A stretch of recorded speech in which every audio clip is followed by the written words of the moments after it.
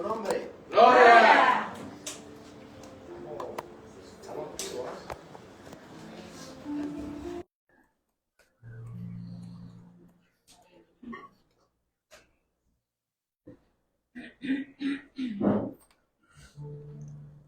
Estaba hablando con mi hermano Denis acerca de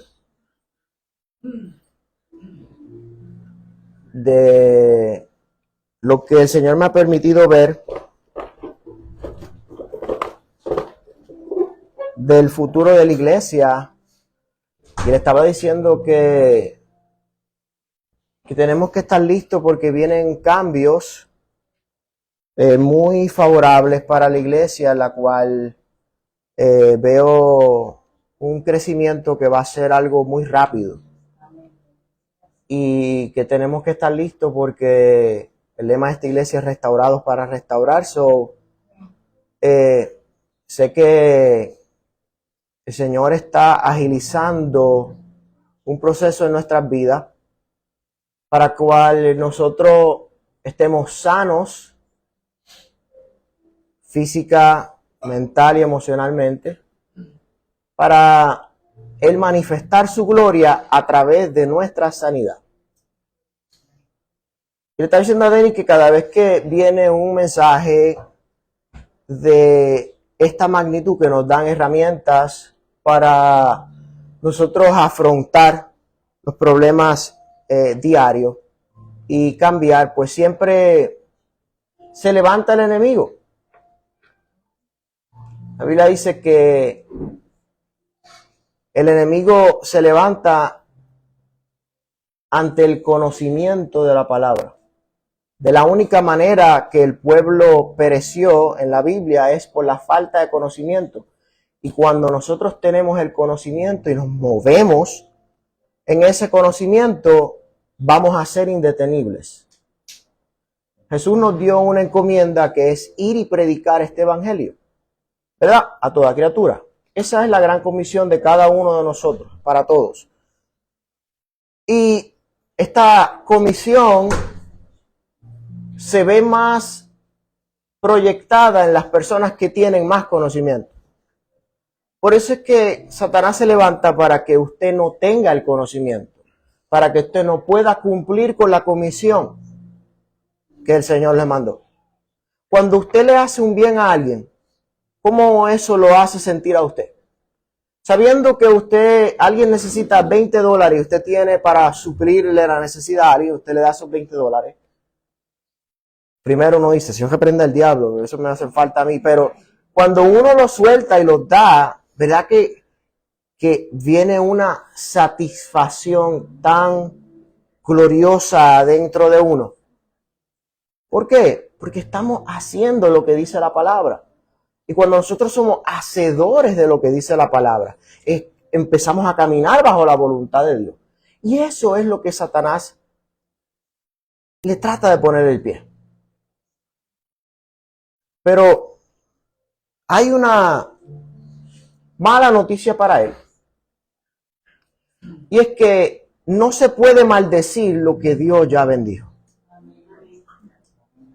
Entonces, la estrategia de él es poner el pensamiento en nosotros para que nosotros todavía vivamos en condenación, para que vivamos atados, pero lo único que él puede hacer es plantar un pensamiento. Por eso es que Pablo dice que tenemos que renovar nuestro pensamiento todos los días. Dice que eso es nuestro culto racional, que es que todos los días hacerlo. Cuando usted más pasa tiempo en la palabra, hay un estudio de 4 universidades que dicen que en una casa donde se estudia la palabra una vez a la semana, no hay cambios. Pero cuando hay estudio de la palabra 2 veces en semana, empieza a haber una mejoría en la actitud de las personas, matrimonio empieza a mejorar un poco, los vicios empiezan a desbaratarse, pero dice que el estudio reveló de que cuando la persona estudia la palabra de 4 a 5 días a la semana, el cambio es inminente. Los divorcios bajan un 98%.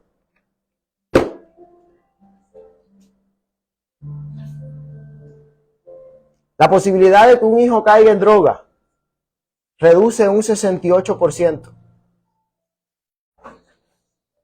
Es increíble lo que hace la palabra de Dios en nosotros. Pero cuando no la conocemos, ahí es donde el enemigo toma ventaja. Y es por eso, usted no se ha preguntado de por qué cada vez que yo trato de leer la Biblia, prácticamente se me cae la cabeza encima de la Biblia por el sueño, el agotamiento. Porque usted no ha notado eso. Usted puede hacer lo que sea, pero cuando dice voy a leer la palabra, ahí no. ¿Tienen insomnio? Sí, yo le recomiendo a todo el mundo. Compañero de trabajo me dice, no dormí nada anoche. Yo le digo, ¿leíste la palabra?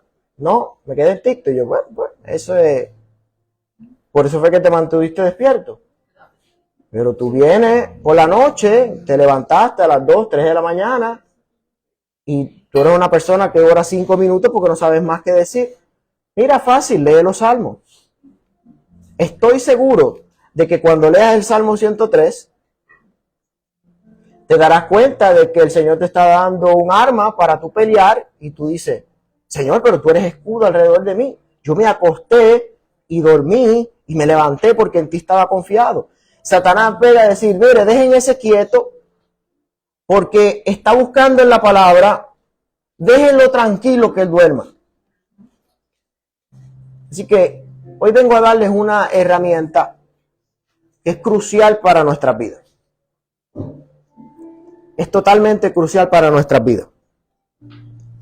Vamos al versículo base de esta prédica. Dice, una oración ofrecida con fe sanará al enfermo y el Señor hará que se recupere. Y si ha cometido pecados, serán perdonados. Confiesen los pecados unos a los otros y oren los unos por los otros para que sean sanados. La oración ferviente. Anote esa palabra bien en su Biblia. Oración ferviente de una persona justa tiene mucho poder y da resultado maravilloso. Gracias, Señor, por tu palabra. La mayoría de nosotros venimos a los pies de Cristo y tenemos esta falacia en nuestra mente que... déjamelo ahí, Cristi, ¿viste? No lo muevas todavía. Tenemos esta falacia en nuestra mente en la cual... bueno, yo le entregué mi vida al Señor, pero yo quiero que el Señor sea que le dé delete a todas esas cosas que yo hago mal. Todos los vicios que tengo, todas las cosas que me separan de Él. Señor, yo quiero que tú mismo vengas y tú desprogrames eso y pongas en mi corazón un nuevo programa, el programa cristiano. Ahora estoy en modo cristiano. Y no quiero tener ninguna batalla, ninguna pelea, ningún problema. Ahora, si vamos a varios domingos atrás, cuando yo estaba hablando de la vida del salmón, vemos que cuando el salmón emprende su travesía hacia el lugar de origen, vemos que es que ahí donde empiezan los problemas. Empiezan las batallas mentales, empiezan los problemas donde se nos hace difícil escalar esos peldaños. Y estamos en unas temporadas a veces donde llegamos a lugares donde el salmón se sintió tranquilo. ¿Por qué? Porque no hay corrientes fuertes en ese lugar. Pero el problema de ese lugar donde no hay corriente fuerte es que el agua, la profundidad no es muy grande. Y es más visible a los depredadores. Por eso es que en esa área es donde nos tenemos que mover, hacia áreas más profundas en el Señor. Pero como nos sentimos tan cómodos ahí, esperamos que Dios cambie nuestra situación, que sea Él que lo haga, pero no nos damos ese esfuerzo para nosotros dar el paso que nos toca. ¿Están aquí? ¿Cuál es el paso ese que nos toca?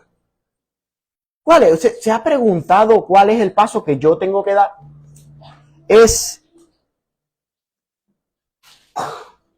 algo muy difícil para nosotros, porque va a depender que algo en nuestra vida se quiebre.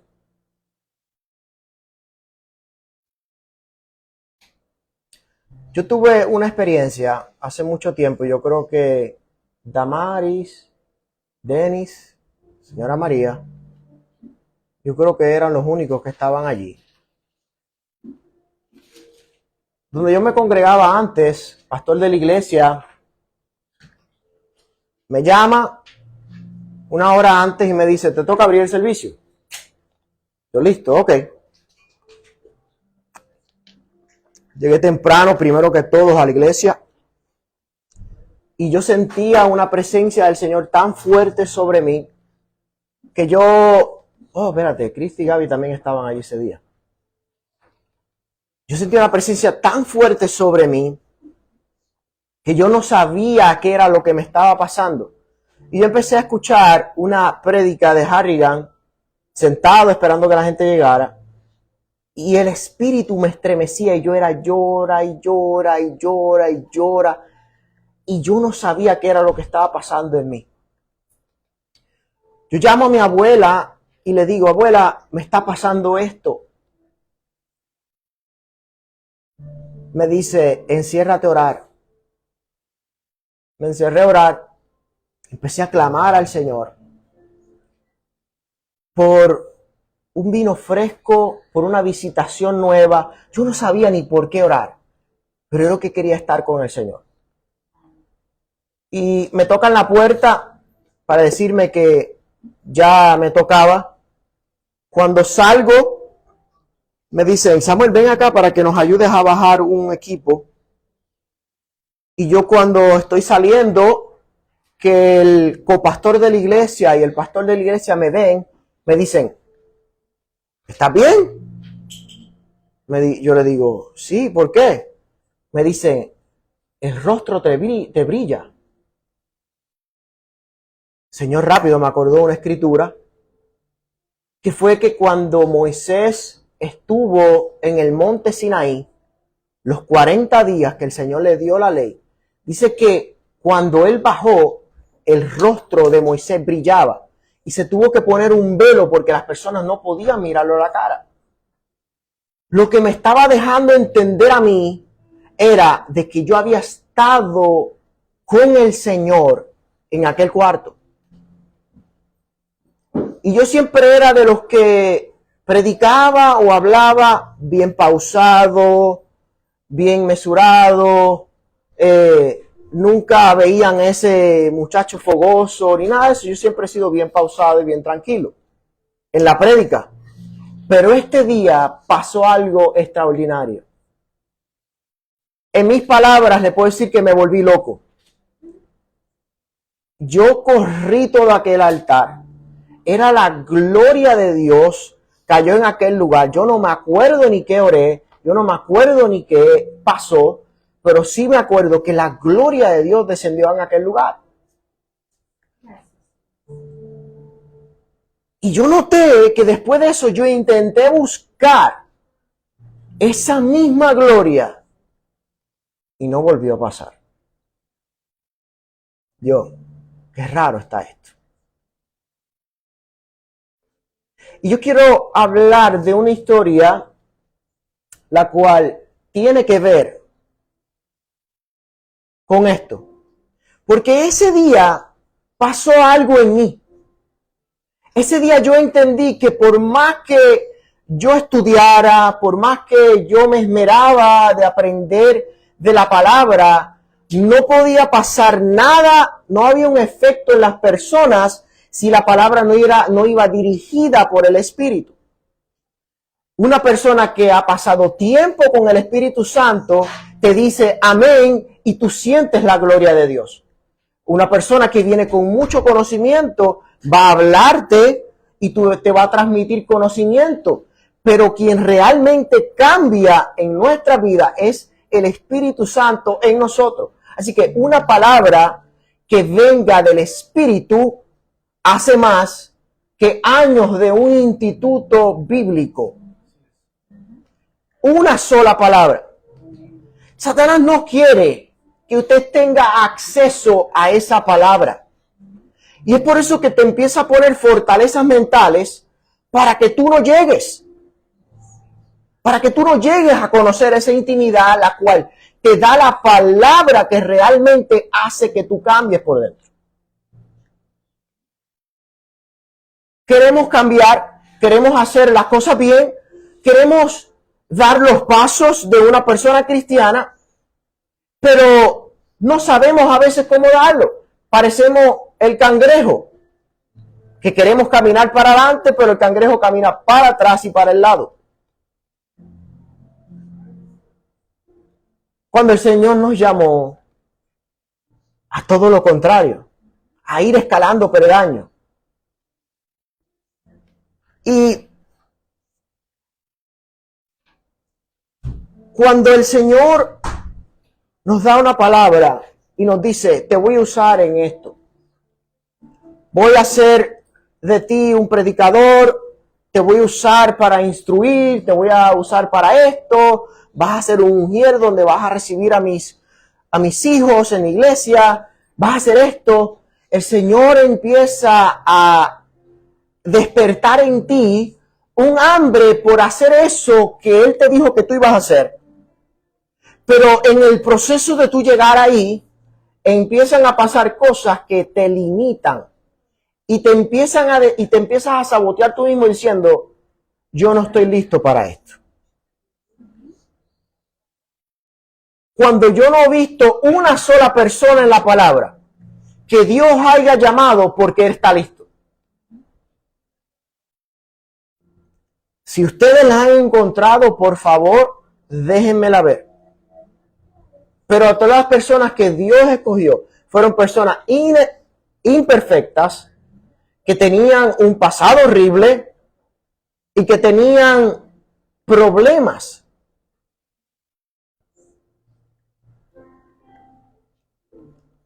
¿Quién nos califica a nosotros?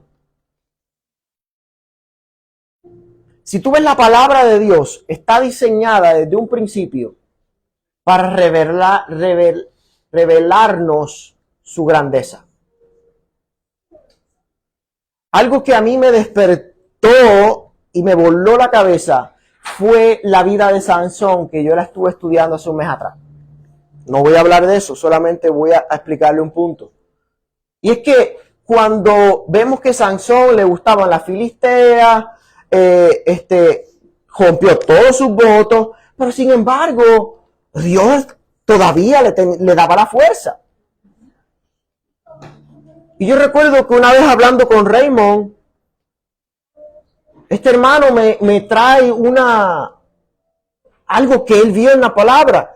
Y yo me senté a buscarlo porque me interesó. Y era que la palabra decía, y esto vino por mano de Jehová, porque él buscaba ocasión para meterse contra los filisteos. Entonces, ahí yo me di cuenta de que lo que fue supuestamente una desgracia para Sansón, realmente fue un propósito de Dios para derrumbar fortalezas enemigas. Entonces, lo que Satanás intenta hacer es culparnos para que nosotros nos sintamos culpables, para que nos rindamos, para él poder sacar nuestros ojos, como lo hizo con Sansón, para que no caminemos. Satanás pone fortalezas para que nosotros no lleguemos. Ahora, la siguiente pregunta es, pastor, ¿y cómo derrumbamos esas fortalezas? Porque, espéreme, esa fortaleza no le toca a Dios derrumbarla. Esa es la mala noticia que yo le vengo a dar. Esa fortaleza nos toca a nosotros. Porque si nos llamó, nos capacitó. Satanás es un experto en hacernos ver nuestra debilidad, para que nosotros no miremos cuál es nuestra fortaleza. Pablo, cuando se dio cuenta de esto, ahí fue donde él dijo: todo lo puedo en Cristo que me fortalece. Pero antes de eso, dijo: yo sé vivir en riqueza, sé vivir en pobreza, sé vivir con hambre, sé vivir con abundancia. Él tuvo que pasar por todo para reconocer quién era el que le daba la fuerza, quién fue que lo llamó y quién lo sostuvo. Mira, yo quiero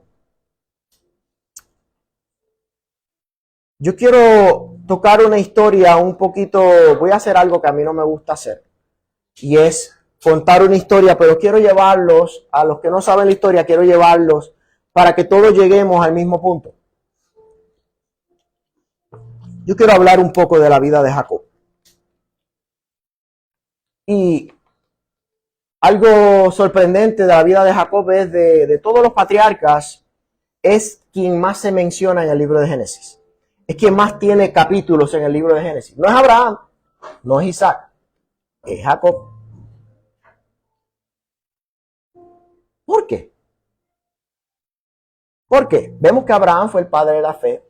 Vemos que Isaac fue un hombre totalmente bendecido de parte de Dios. Pero la vida de Jacob no empezó muy bien, que digamos. Vemos que Jacob nace. Jacob, antes de nacer, su madre empezó a orarle al Señor y empezó a decirle: Señor, ¿qué es lo que pasa en mi vientre? El Señor le contesta a la madre de Jacob diciéndole: en tu vientre hay dos naciones que se están peleando entre sí. Jacob viene peleando desde el vientre de su madre. Y el Señor le da una palabra a la madre de Jacob y le dice: el mayor servirá al menor. Y aquí viene algo que va en contra de lo que era la norma para ese tiempo. El mayor era el que heredaba toda la gran parte de su padre. Inclusive las promesas de Dios para la vida de esta familia se pasaban a los primogénitos. De hecho, la palabra dice que todo primogénito que abre el vientre de la madre es dedicado a Jehová. Póngase a pensar en sus hijos primogénitos. ¿Cómo el Señor los ataca? Denis. ¿Sabe por qué? Porque está marcado con el Señor. ¿Cómo yo sé eso? Porque la palabra lo dice. Entonces, cuando nosotros conocemos la palabra, sabemos cómo levantarnos en contra del enemigo. ¿Están aquí? Cuando nace Jacob, el primer niño sale blanquito, coloradito, bonito y gordito, así como Denis.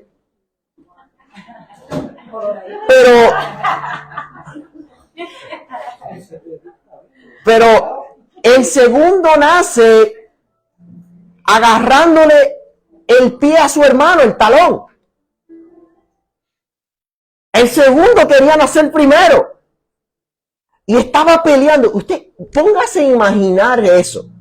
Ese suceso de cómo un niño va a salir agarrando el pie de su hermano.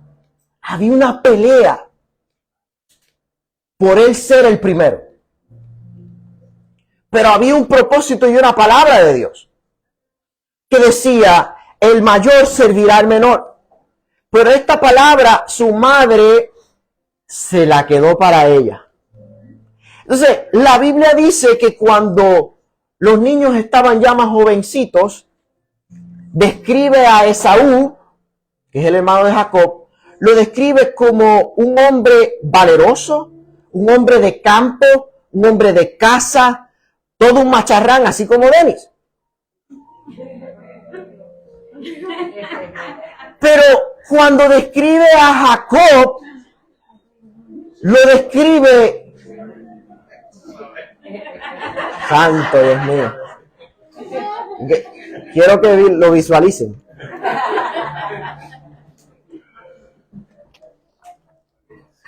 Santo, ahora viene y leen la escritura que estábamos hablando Mario y yo los otros días. A Jacob amé y a Saúl lo deseché. No, el Señor reprende al diablo.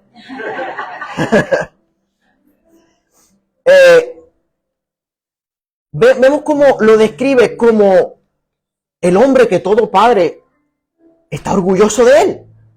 Este hombre que está saliendo que es un macharrán, vaya. De pasión de gavilanes, de estos que salen con los botones hasta acá abajo. Pero cuando describe a Jacob, lo describe como un hombre tranquilo que se pasa entre tiendas. Eso es lo que dice la palabra. Ahora, yo le voy a traducir eso al español boricua. Era un nene de mami. Era un nene que no le gustaba el sol y se pasaba en la cocina haciendo el trabajo de las mujeres.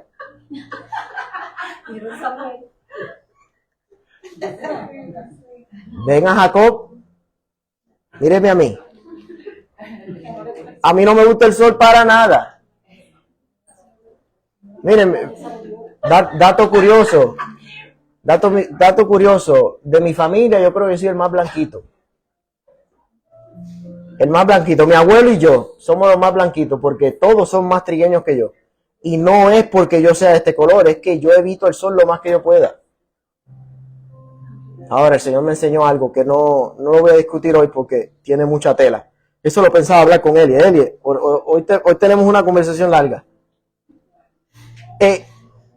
Cuando yo empiezo a estudiar esto, yo me doy cuenta de que Jacob no es el típico hombre al cual le vaya a tocar la bendición del Padre.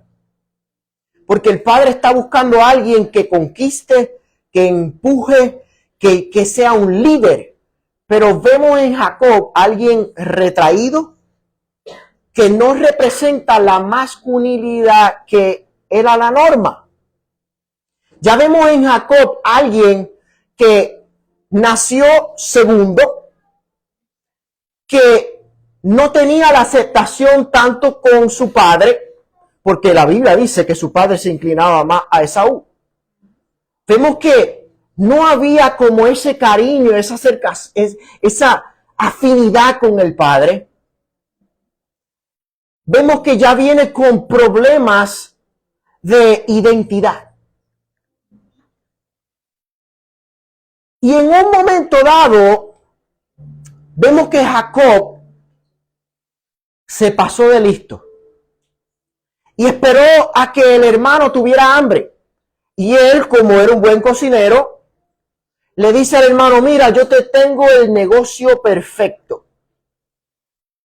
Si tú me vendes tu progenitura, y de ahora en adelante, primogenitura, y de ahora en adelante tú me reconoces como a mí, como el mayor, en otras palabras, yo te doy este asopado de lenteja. Esaú vino con hambre del campo y él decía, yo sé lo que es mío, fíjate de eso, dame el plato, la primogenitura es tuya. Vemos que esto no era el plan de Dios. Vemos que usó el arte del engaño para llegar a la posición donde Dios ya había dicho que él iba a estar, pero él lo trató de hacer en sus propias fuerzas. ¿Me siguen? Cuando ya su papá se quedó ciego, la Biblia revela y da datos de Esaú. Aquí no pegan con Denis, pero dice que Esaú era un hombre muy velludo, tenía mucho pelo. Y que vino Jacob porque ya su padre estaba en las últimas y la bendición se daba de la boca para afuera. Y lo que se declaraba sobre alguien ya era final y firme. O sea, imagínense un testamento en el cual el nombre de Gaby iba antes y de momento el que lo estaba escribiendo se equivocó y puso Samuel. Así que todo lo que dejó Papo, todas las piezas Rayovac, ¿qué se llama eso? Rayovi, todas las piezas de construcción de Rayovi se las dejó a Samuel Galán. El abogado vino, ¡pap!, lo firmó. ¿Saben qué? Ya, es un documento legal en la cual ya no se puede hacer nada. Vino Jacob y se puso pieles de animales. Y se pasó todo el día afuera para coger ese olorcito de las 12 del día debajo del sol en Puerto Rico. ¿O el de aquí o el de aquí? Bueno, sí, el de aquí apesta más, es verdad. Adobadito. Adobadito. Vino a coger esa peste porque la Biblia refleja de que como Esaú era un hombre de campo, siempre tenía su olorcito. Cuando llama su padre a sus hijos, le dice a su esposa, llama a mis hijos porque voy a bendecirlos. Su madre fue corriendo y le dice, Jacob, es tu momento. Vístete de tal manera, haz esto. Y Jacob, él va a saber que soy yo. Dice, háblale y preséntate. Él no ve nada, él está ciego. No te preocupes, dale. Y Jacob va. Y le lleva comida. Y le dice, padre mío, esto fue lo que casé. Jacob no mataba ni un lagartijo. Le dijo, padre, esto fue lo que casé. Y el papá le dio la bendición que venía desde su padre Abraham. Y la depositó sobre su vida.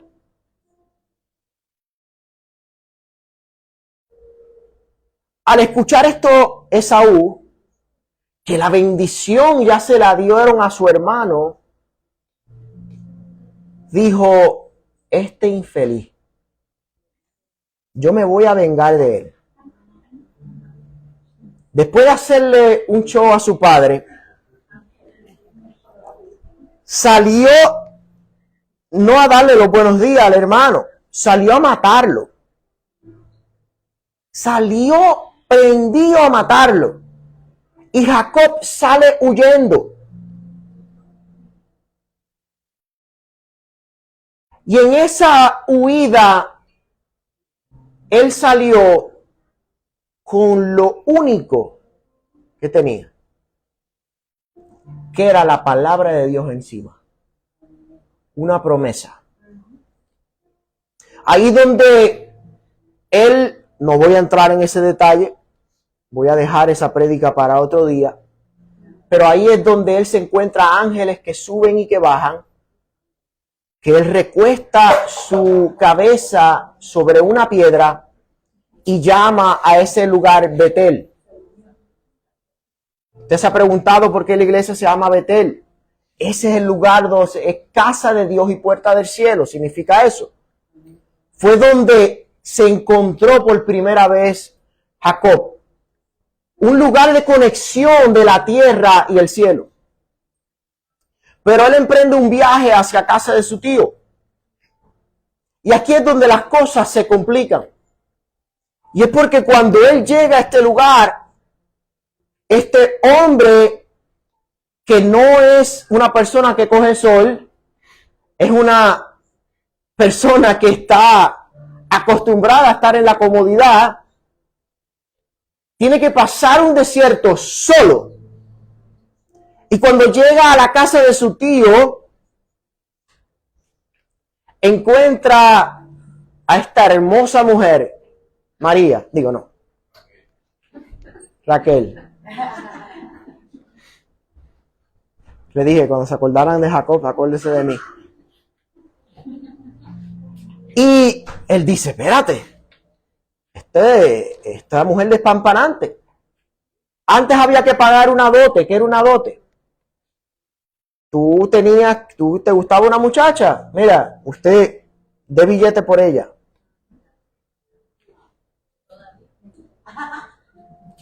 Y ahora es a ella, no es a los padres, pero ahora hay que gastar el billete en ella. Señor, que prende el diablo. Vemos que cuando él llega allá, sí, le presentan a su tío y dice, la prima está buenísima. La prima se ve muy bien. Dice, tío, vamos a sentarnos a negociar porque, tú sabes, la prima... El tío le dice, seguro que sí, vamos allá. ¿Qué tú tienes? Jacob le dice, yo no tengo nada. Dice, bueno, te voy a ofrecer esto. Te voy a ofrecer esta cantidad de dinero por tu trabajo y según lo que yo quiero por mi hija, te toca trabajar 7 años.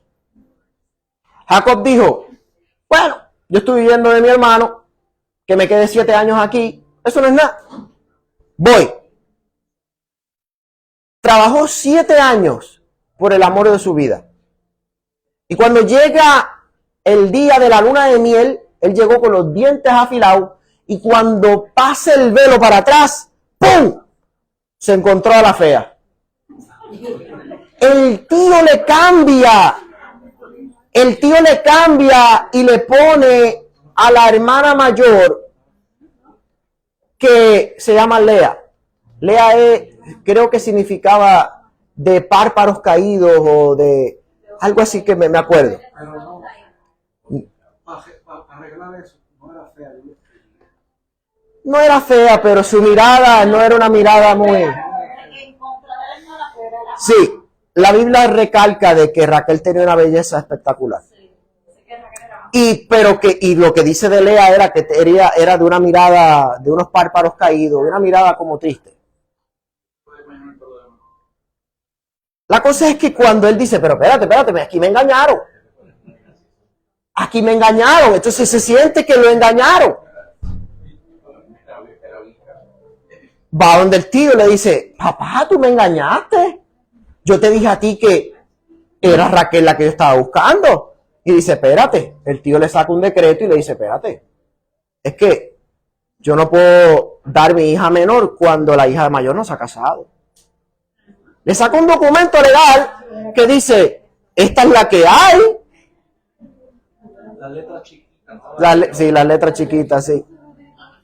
Mi hermano, cuando él dice, no, pero espérate, es que a quien yo quiero es a Raquel, ¿qué podemos hacer? El tío le dice, trabaja 7 años más. Dice, los voy a trabajar.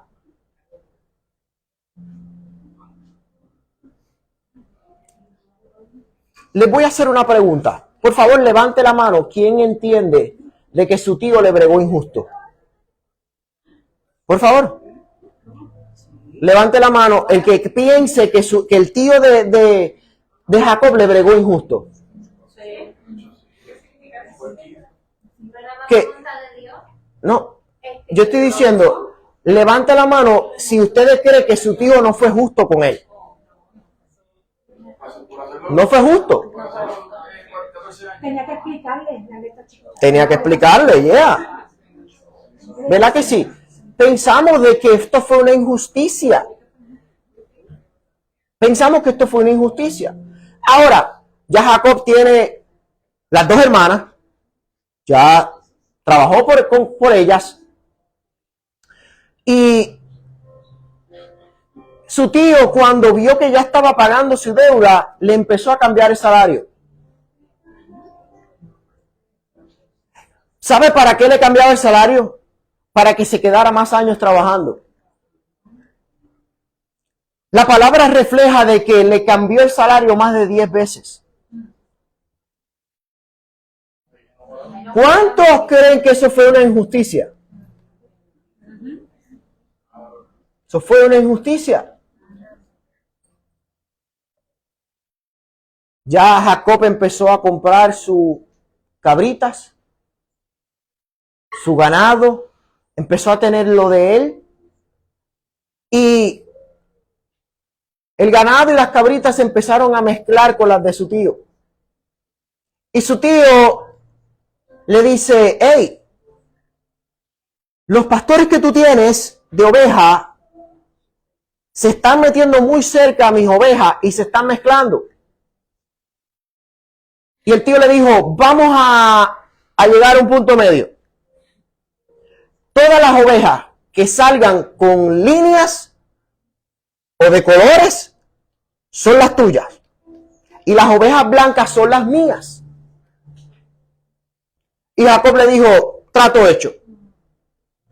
Jacob se levanta al otro día a buscar sus ovejas y se da cuenta que su tío se llevó a todas las ovejas pintas y con rayas a 3 días de camino. Y le dejó en el corral a todas las blancas.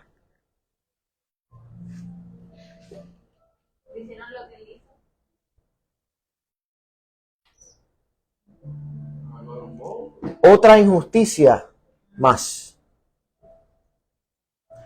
Pero algo que me pareció bien curioso de esta historia es que cada vez que el tío hacía algo que para los ojos de nosotros parecía injusto, la Biblia dice, pero Jehová estaba con él.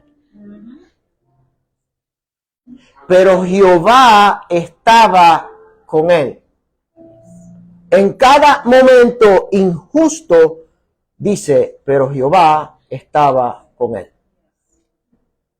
El Señor le dio una estrategia a Jacob. Y a lo que buscaban las ovejas de él, el Señor le da una estrategia en la cual pone el corral donde las ovejas no pueden mirar para afuera y empezó a dibujar líneas en el corral.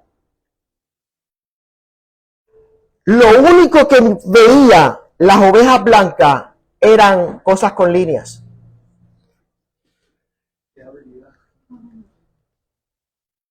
¿Me siguen? Lo único que miraban las ovejas, ya no podían mirar para afuera. O era o el cielo o el corral. Y lo único que veían eran cosas con líneas. Cuando vino la primera aparición, que empezaron a parir las ovejas, ¿saben qué? Todas las ovejas salieron con pinta. Su tío Labán, furioso, trató de renegociar. Porque dice, espérate, me voy a quedar sin oveja. Y ahí es donde Jacob le propone división. Y ahí es donde su tío se enoja. Jacob pasa un momento con el Señor y el Señor le dice, vuelve a tu tierra. Jacob, haciéndole caso al Señor, va donde sus esposas y le dice, el Señor me habló y quiere que yo vuelva a mi tierra. Sus esposas están de acuerdo, se van y en el medio del camino empezó el temor en él. El Señor estaba con Jacob y se lo demostró todo este tiempo. Pero vino la duda a él, porque si recordamos la historia, él no se fue en buenos términos de su casa. Él se fue con una promesa de parte de Dios, pero también se fue con una promesa de parte de su hermano. Cuando te vea te voy a mochar. Y llegó un momento dado donde Jacob se preocupó tanto. ¿Me atienden acá? ¿Los estoy aburriendo? ¿Hago café? Quiero que lleguemos a un punto. Estamos en el camino de Jacob. Jacob tuvo que volver a pasar ese desierto y cuando llegó a este sitio en específico, él toma una decisión humana. Y la decisión fue: voy a tomar de mis bienes, de mi ganado, de todo lo que yo tengo, y le voy a dar a mi hermano una recompensa por los daños que yo le hice, para que no me mate ni a mí ni a mi familia. Génesis 32:1 dice: y Jacob siguió su camino, y le salieron al encuentro ángeles de Dios. Y dijo Jacob cuando los vio: campamento de Dios es este. Y llamó el nombre de aquel lugar Mahanaim, que significa dos campamentos. Jacob dividió su campamento. Le dijo a sus esposas y a sus hijos: váyanse al otro lado del río con estas pertenencias, y voy a sacar aparte lo que le voy a dar a mi hermano con varios criados, con varios trabajadores míos, para dividir los campamentos, y por si acaso mi hermano viene a atacarme, ataque a mis criados, pero yo protejo a mi familia. Por eso llamó a aquel lugar dos campamentos. Le dice al primer criado: mira, yo necesito que tú vayas a hablar con mi hermano y le digas todo lo que yo pasé en la tierra de Labán, mi tío. Por favor, intercede por mí, habla con él, trata de persuadirlo de que no me haga daño. Llega el primer mensajero y Jacob está preocupado por lo que este va a decir. Y viene este hombre cabizbajo y Jacob le dice: ¿qué te dijo? Te van a mochar. Eres hombre muerto. Aquí que viene algo que me llamó mucho la atención, que fue la actitud de Jacob en esta situación. Dice que Jacob se fue a descansar y se levantó a orar. Yo quería llegar a este punto. El tema de hoy es una noche en Peniel, basta.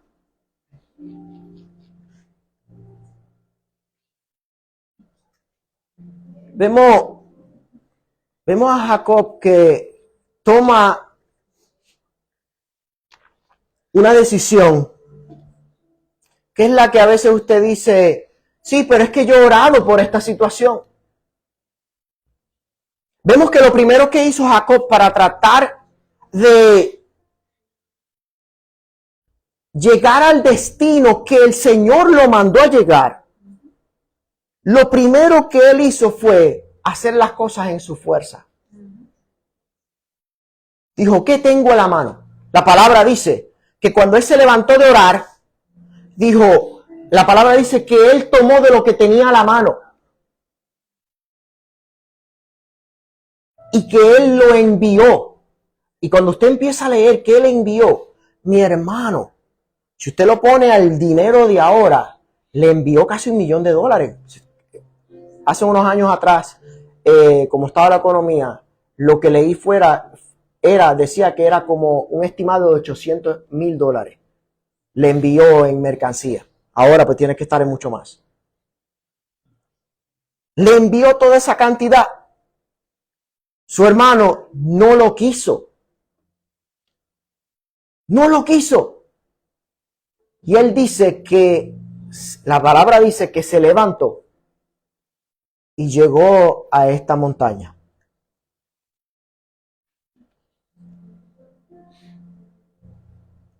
la cual quiero que leamos un poco.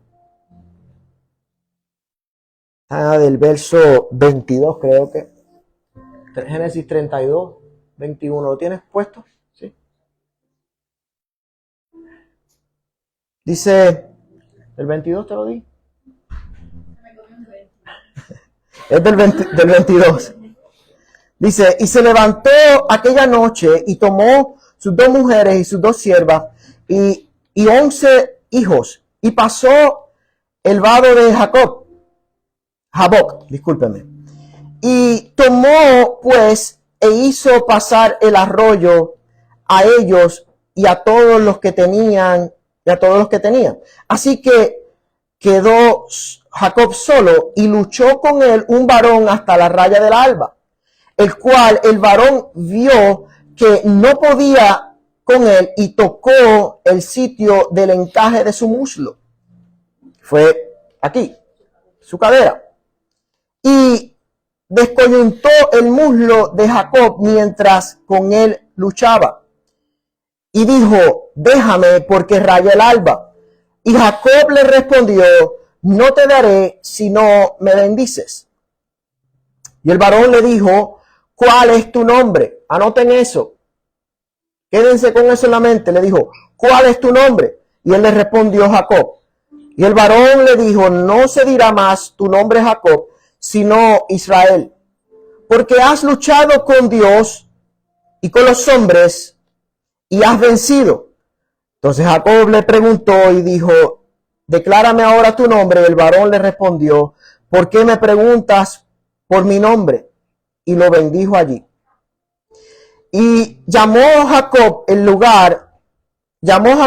nombre de aquel lugar Peniel, porque dijo, vi a Dios cara a cara y fue librada mi alma. Y cuando había pasado Peniel, le salió el sol y cojeaba de su cadera. La palabra es bien específica cuando nos habla. Y aquí yo les empecé preguntando de que si lo que le había pasado a Jacob era justo o injusto. Creo que todos llegamos a un acuerdo donde lo que pasó Jacob en el campamento con su tío, en la ciudad con su tío, fue injusto. Pero aquí viene el problema. Cuando nosotros vivimos una vida separada de Dios y venimos a entregarle nuestra vida al Señor, hay algo que no podemos separar y es la consecuencia de nuestros actos. Cada acto que nosotros cometemos en nuestra vida tiene una consecuencia. Entonces, Satanás se reserva esas consecuencias para el momento indicado que tú estás queriendo dar el paso hacia Peniel, te hace a ti cosechar las consecuencias de lo que tú sembraste. Entonces te pone a pensar, ¿realmente estoy caminando en la voluntad de Dios? Porque todo lo que empieza a pasar en tu vida va en contra de lo que Dios te dijo. Entonces, ¿cómo podemos caminar en pos de Dios si nos encontramos ahora lidiando con unos problemas que no sabemos de dónde salieron? Consecuencias de nuestra pasada manera de vivir. ¿Están aquí? ¿Se sienten identificados? ¿Ahora entienden el por qué cuando decidieron entregarle su vida al Señor, su mente parece un sancocho de verduras?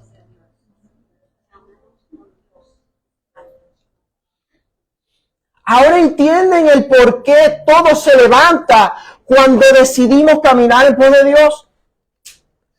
Todo aquello que nos acercaba a Dios, porque vimos que Jacob conoció a Dios en Betel. Vimos que Jacob vio una manifestación en Betel antes de él llegar a la tierra de su tío. Ya vimos que él tuvo una experiencia con Dios. Ya vimos que Dios le cumplió la promesa de que él iba a ser. Ahora vemos que lo que Dios le dijo se ve afectado porque lo quieren matar.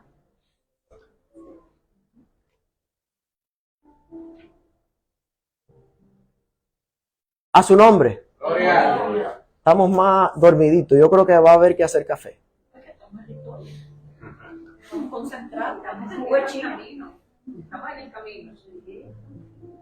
En esta historia vemos que Jacob llegó a un lugar.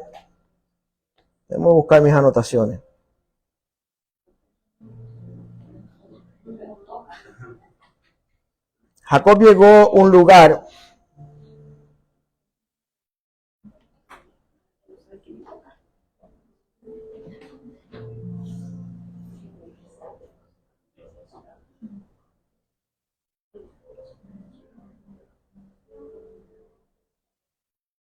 Jacob llegó a un lugar donde le puso Mahanaim, que era donde habían dos campamentos. Vemos que él lo hizo con la intención de proteger a su familia. Vemos que en nuestras fuerzas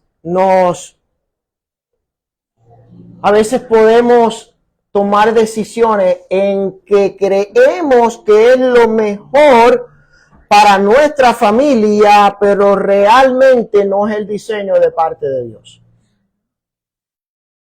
¿Saben qué significa, además, verdad? ¿Qué significa Mahanaim?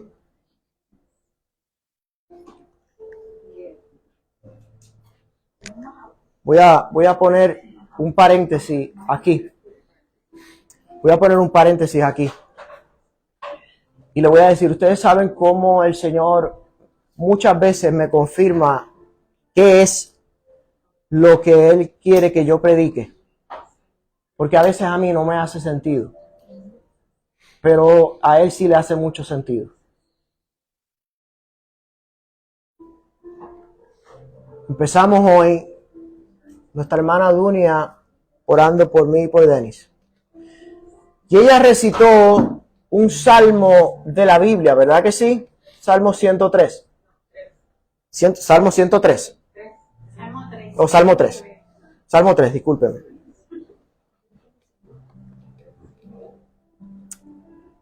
Cuando yo estaba estudiando qué era ese lugar, Mahanaim, me di cuenta de que la traducción significa dos campamentos, pero más adelante en la palabra se menciona este lugar bastantes veces. Y el primero era en Josué 21:38 y dice que era una ciudad donde buscaban refugio los que eran culpables de algo.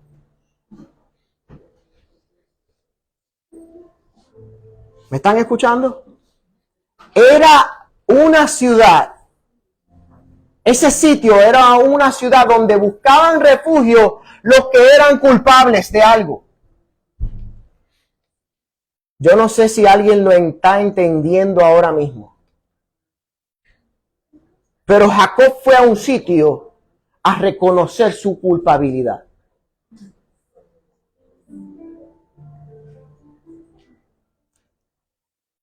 Fue donde David, y aquí es que quiero que encajemos todo. ¿Por qué Dunia?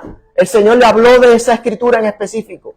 Porque este sitio fue donde David fue a buscar refugio cuando su hijo Absalón lo quería matar.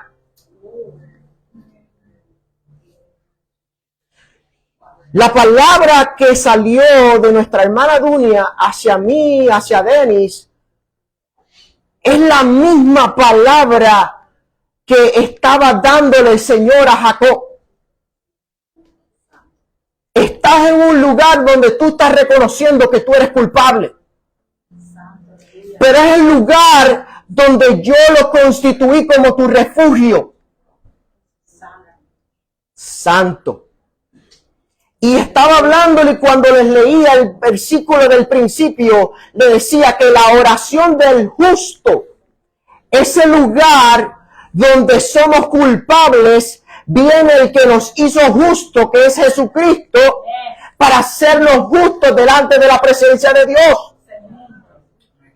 No hay ninguna manera de que podamos entrar en la presencia del Señor con el veredicto de culpabilidad. No se puede.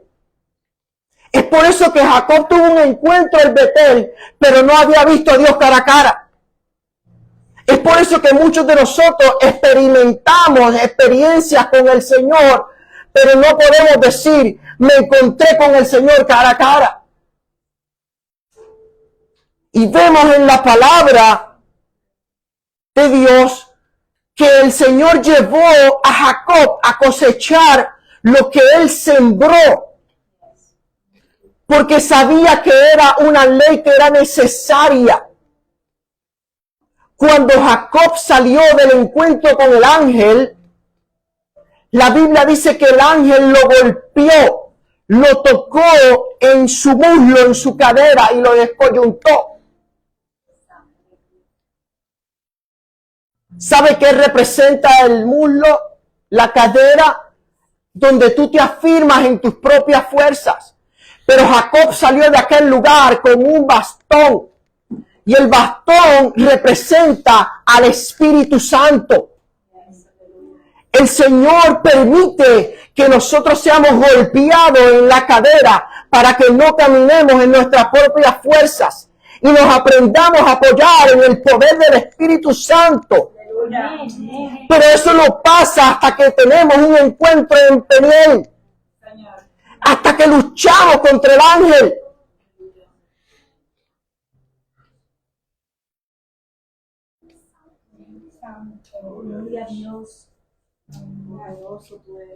¿Le hace sentido la batalla que tienen? ¿Le hace sentido el por qué usted trata de dar un paso hacia adelante y es como si fueran las tinieblas que se levantan completamente? ¿Les hace sentido de que usted está llegando al propósito y al destino de Dios para su vida? Pero está Esaú gritando que te va a bochar, que te va a matar, que te va a romper la cabeza cuando te vea. Y te empiezas a preocupar por lo que Satanás puede hacer contra tu familia. Que dices, yo sé que servirle al Señor es lo mejor, pero veo que mis hijos están más desacatados que nunca. Yo sé que en el camino que estoy es el camino que el Señor quiere, pero yo tengo que proteger a mi familia de lo que va a pasar. Cuando realmente no es el diseño de Dios. El diseño de Dios es que creamos en el Señor Jesucristo y serán salvos tú y tu casa. Satanás sabe que es una promesa latente y vigente y sabe que poniendo una duda en nosotros, en ver a nuestros hijos cada día más apartados de Dios, sabemos que Él planta esa duda para que nosotros no creamos la promesa de Dios. Y yo leí esta mañana que el pecado recurrente de nosotros es una debilidad de nosotros, pero realmente lo que el Señor ve como pecado en nuestra vida es no creer en Él. ¿Me entendió? Lo que Satanás utiliza para decirle, usted no es capaz de vivir una vida en santidad, Señor no lo mira como eso. Señor mira que usted no está confiando en sus promesas. Es por eso que Jacob fue eficiente en lo que hizo. Primero, estaba en un sitio donde él reconoció su culpabilidad. Segundo, dice, me toca a mí subir a la montaña a encontrarme con el Señor. Pero antes de esa cosa, de esas dos cosas, él hizo algo. La Biblia dice que descansó. Y volvió a hacer lo que hizo en Betel. Puso su cabeza sobre una piedra. Santo. Volvió a descansar en el Señor. En el peor momento de su vida, cuando estaba cosechando todo lo que sembró.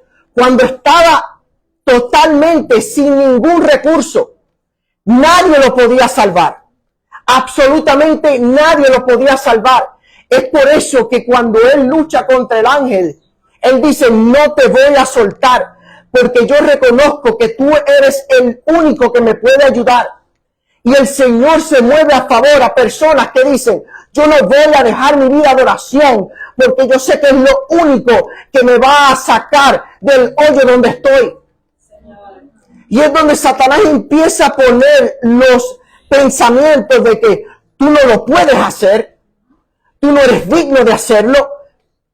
Pero el ángel, antes de bendecirlo, le preguntó, ¿y cuál es tu nombre?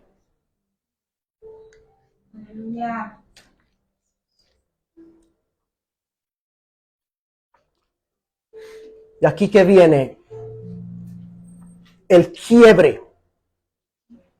Aquí que viene el quiebre de toda persona.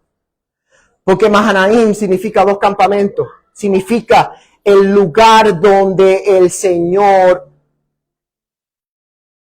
es el lugar donde el Señor acumula a las personas que eran culpables. El ángel le hizo una pregunta. Leímos en Santiago 5 que si confesamos nuestros pecados los unos con los otros y oramos los unos por los otros, dice que la oración de fe del justo puede mucho. El ángel le preguntó, ¿cuál es tu nombre? Y él le dijo, soy Jacob. ¿Qué significa Jacob? Engañador, usurpador, mentiroso, oportunista.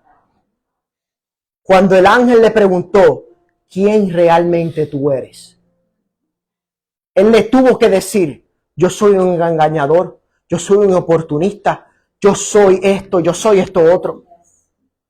Y ahí es donde tenemos un problema.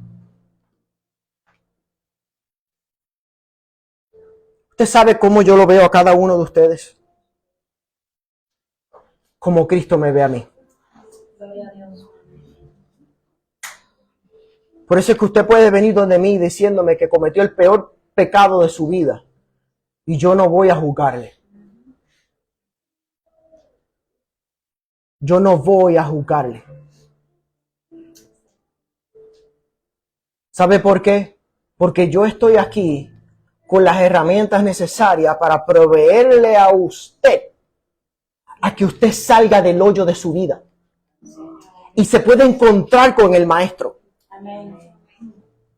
Ahora, para yo desarrollar ese don que el Señor puso en mí, yo necesito de usted. Es por eso que la Biblia refleja de que somos un cuerpo. Y usted se imagina un pie enojado con el otro. Si usted y yo somos un cuerpo, usted se imagina yo diciendo,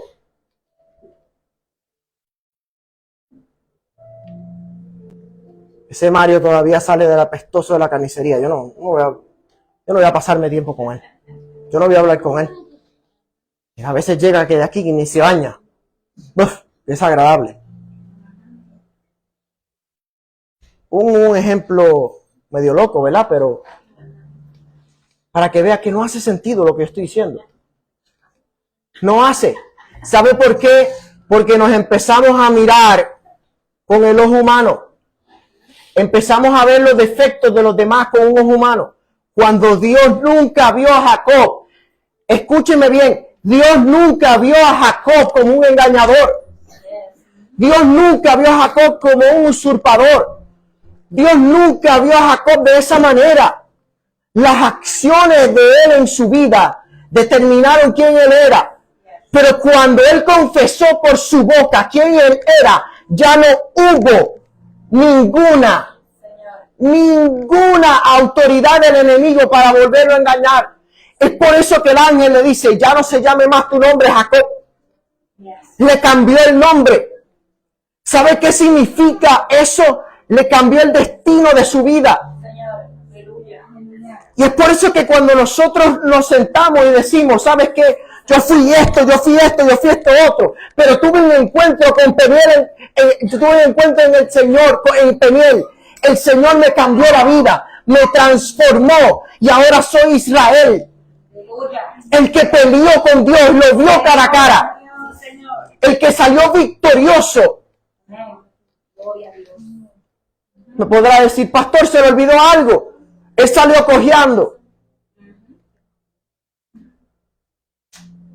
El Señor siempre te va a dejar una marca.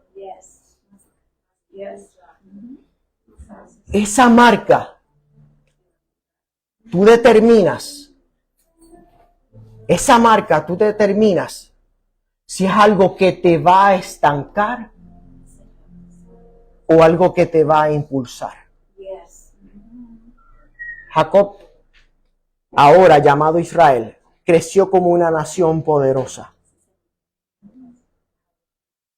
Creció como una nación poderosa.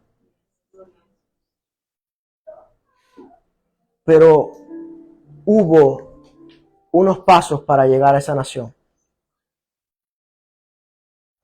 ¿Usted se ha preguntado cuál es el propósito de su vida? Aquí. ¿Usted se ha preguntado qué el Señor realmente quiere con usted? Esto me voló a mí la cabeza. Y con esto quiero terminar.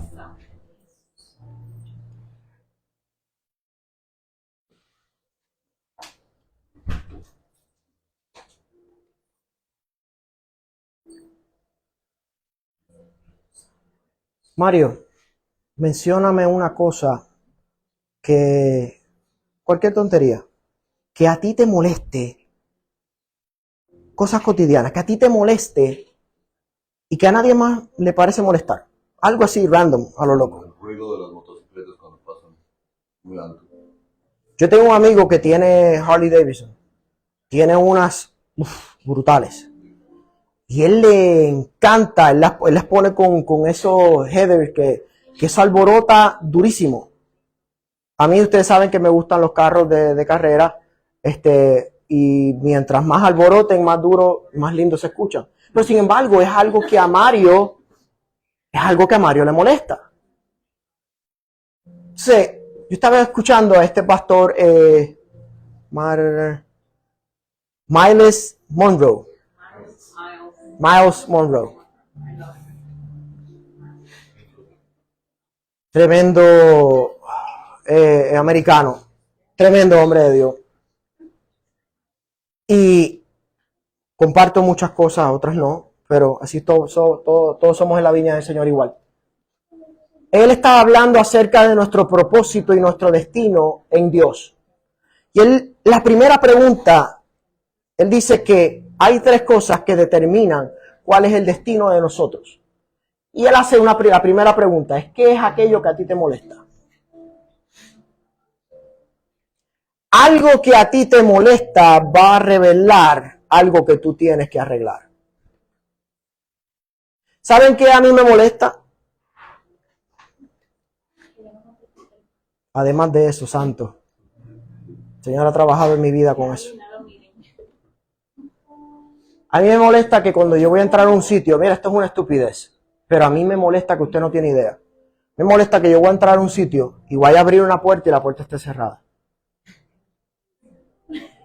Y que yo no tenga la llave. Miren, mis hermanos, eso me hierve la sangre. Yo no les voy a mentir, me molesta muchísimo. Mujer sabia, un soldadito para que... Sí, mi esposa compró, macho, cuando yo llegaba y una de las clientas, esas claustrofóbicas, venía y cejaba y yo venía con un montón de paquetes así a tratar de abrir la puerta y la puerta cerrada. Y yo decía, pero esta puerta nunca la dejo cerrada. ¿Pero por qué esta puerta está cerrada? Y yo me ponía como si me hubiesen robado $500 de mi tarjeta. Como que era un big deal. Dios mío. Ahora mi esposa le dio con comprar algo que le ponemos el dedito en la puerta y la puerta abre. Gloria al Señor. Por eso. Pero, ¿ven que es una tontería? Ahora, vamos a aplicarlo al mundo espiritual. qué difícil para nosotros es aproximarnos a una puerta que el Señor dijo que tenía abierta para nosotros y la puerta está cerrada.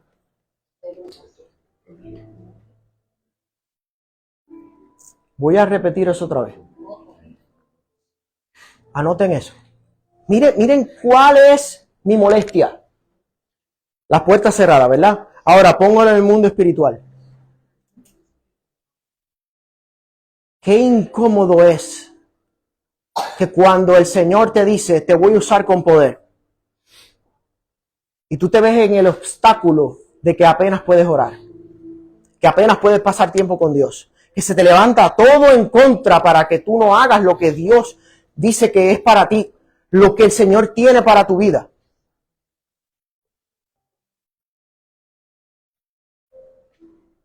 ¿Tú sabes qué representa el ruido, Mario?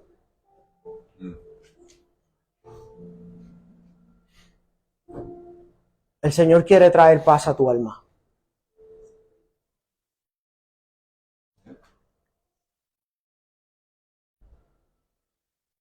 Piense que esto le molesta. Cosas boberías que usted lo sacan de quicio, que a nadie más lo saca de quicio.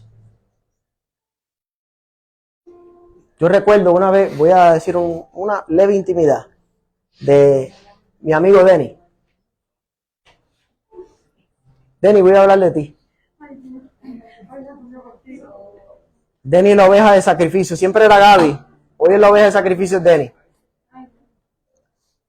Yo recuerdo que yo cuando conocí a Dennis, en las primeras veces que pasé tiempo con él estaba cambiando una pieza de una de las guaguas de él en la casa de su mamá. Y yo recuerdo que la pieza no salía y él se desesperó. Que por poco se le sale la palabrita que empieza con C, de la que usted dice cuando se da en la esquina del dedito del pie, esa, la que todos decimos. Cebolla. No, ajo. No la dijo, pero estaba, la pieza no salía, estaba bien majadera. Y Denny se frustró tanto que yo le dije, dale un break a eso. Vamos a bajarnos un poquito Yo tengo la misma paciencia que él para sacar cosas. Ustedes saben que aquí la bope constructor de aquí de mi casa es mi esposa. Yo no tengo paciencia para eso. Y yo vi que era algo que el Señor quería trabajar conmigo, en mi paciencia. Y yo me di cuenta de lo que yo creía que era un defecto, realmente era una estrategia de parte del Señor para que yo trabajara en eso, para que cuando yo experimentara el poder controlar lo que a mí me controlaba, yo poder ser de oasis a una persona que estaba pasando por eso mismo. Ya ve cómo lo que era un obstáculo que le molestaba a usted era un destino que el Señor tenía preparado. ¿Están aquí? Sí. En una ocasión, para que vean las cosas que me molestaban, en una ocasión, cuando yo asistía a la otra iglesia, yo pedí una reunión con el presbítero de toda el área de Florida Central, el gran pastor Pedro Marrero. Y yo fui a aquella iglesia. Créame, yo siempre honré al que era mi pastor. Tenemos nuestras diferencias en cuestión de doctrina, pero yo siempre lo honré. Y yo fui a sentarme con aquel pastor a decirle todo lo que mi pastor hacía mal. Y yo fui con mi esposa y allí nos desolamos. Porque sabíamos que él era un hombre de Dios y sabíamos que no íbamos a dar chisme. Íbamos a buscar una herramienta de cómo nosotros poder ayudar a que el pastor llevara a la iglesia a otro nivel.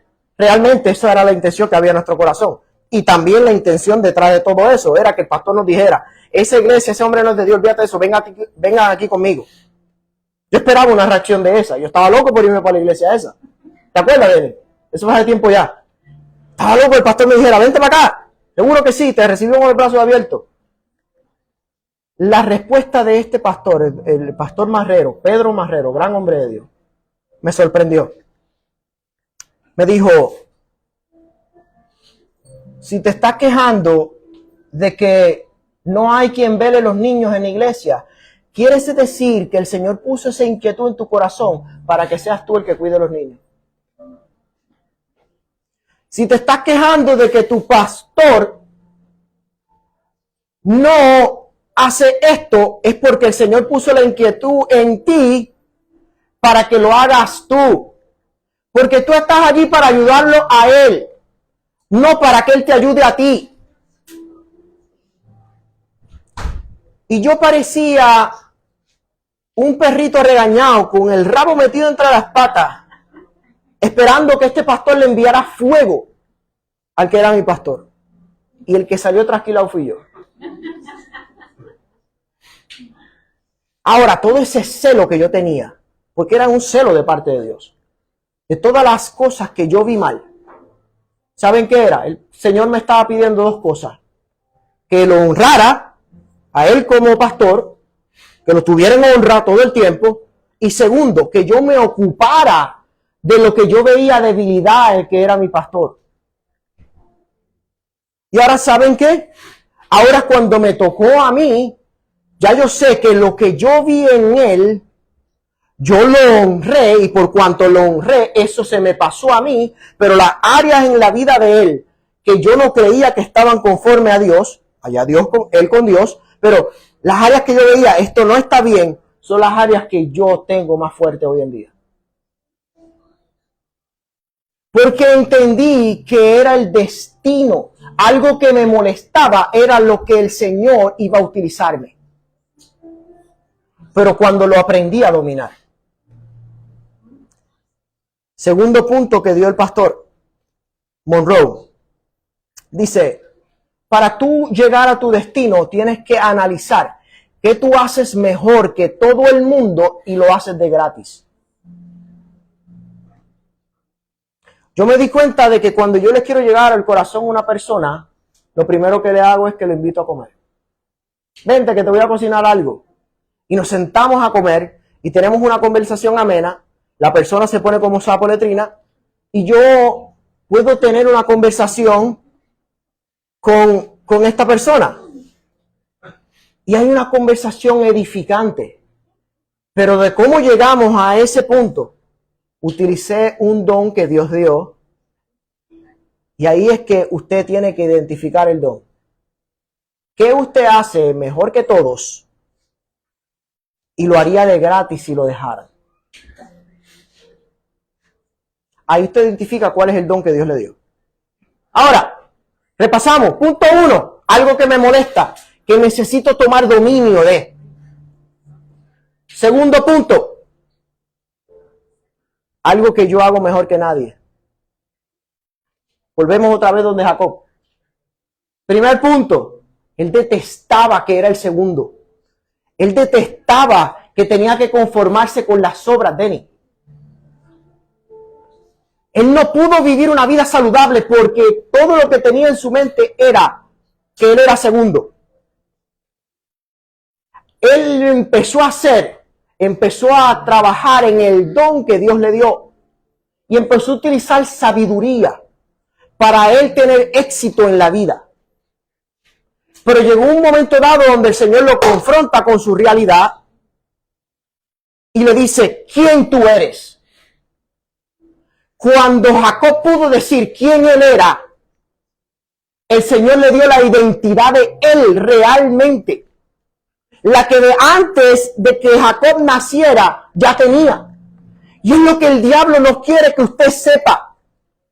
Que la identidad suya viene de parte de Dios y fue antes de que usted estuviera en la barriga de su madre.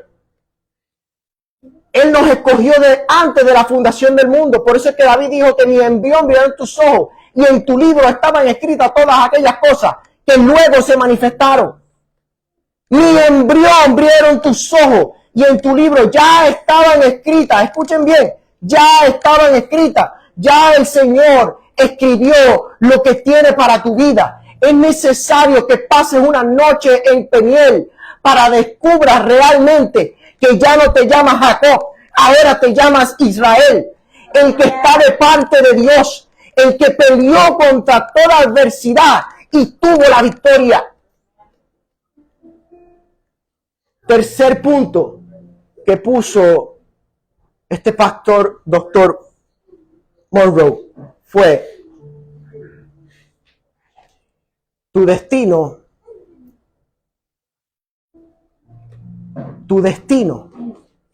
es aquello que te apasiona. ¿Alguno de ustedes se ha preguntado el por qué la película de la Pasión de Cristo se llama Pasión de Cristo?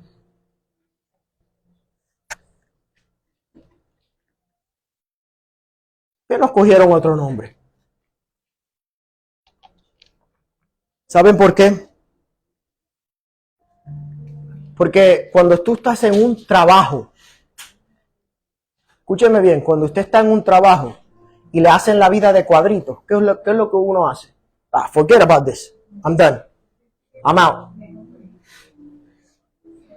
¿Verdad que sí? Está en un trabajo, le hacen la vida de cuadro. Forget about this. I'm done. I'm out. Se va. Pero cuando usted está haciendo algo que le apasiona, dice: yo no me voy a rendir. Le preguntaron este señor Bill Gates, ¿cuál es el secreto de su éxito? Y él dijo: encontré algo que me apasiona y me llena más que el dinero. La pasión de Cristo era cumplir la voluntad de su Padre. La pasión de él siempre fue cumplir la voluntad de su Padre. La Biblia dice que se despojó de su gloria para venir a ser un humano. Se hizo maldición para que nosotros pudiéramos vivir en bendición de él. Satanás no quiere que usted sepa esos principios. Satanás no quiere que usted conozca a Cristo. Quiere que usted no tenga la confianza y no tenga una comunión con el Espíritu Santo. Porque el Espíritu Santo tiene el trabajo de enseñarle a usted quién es Cristo. El Espíritu Santo le va a enseñar. Yo le puedo enseñar aquí un texto bíblico de Cristo, pero si el Espíritu Santo no se lo revela, no causa nada en su vida.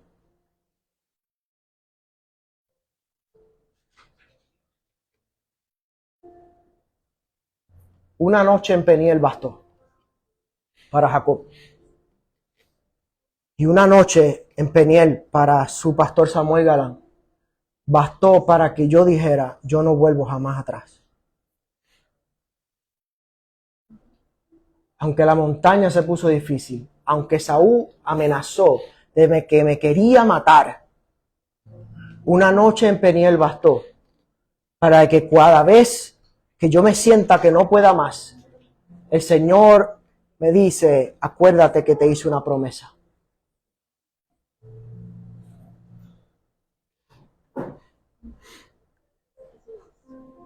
Quiero que se lleven en su mente estos 3 puntos. ¿Qué te molesta? ¿Qué harías mejor que nadie para que descubras tu pasión?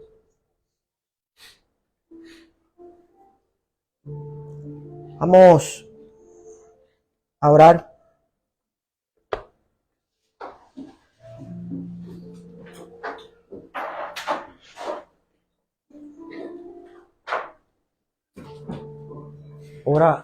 Ora tú también.